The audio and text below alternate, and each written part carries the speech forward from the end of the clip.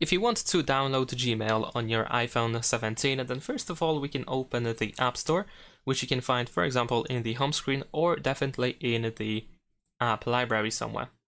In my case, I have it over here.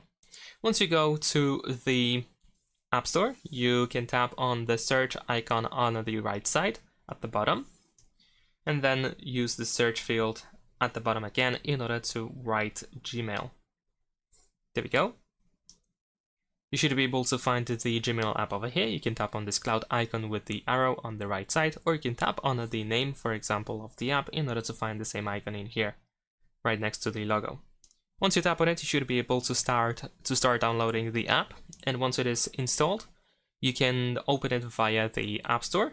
You can also probably find it in the home screen, and definitely in the app drawer. Sorry, the app library. And that's pretty much it. Thanks for watching, leave a like and subscribe.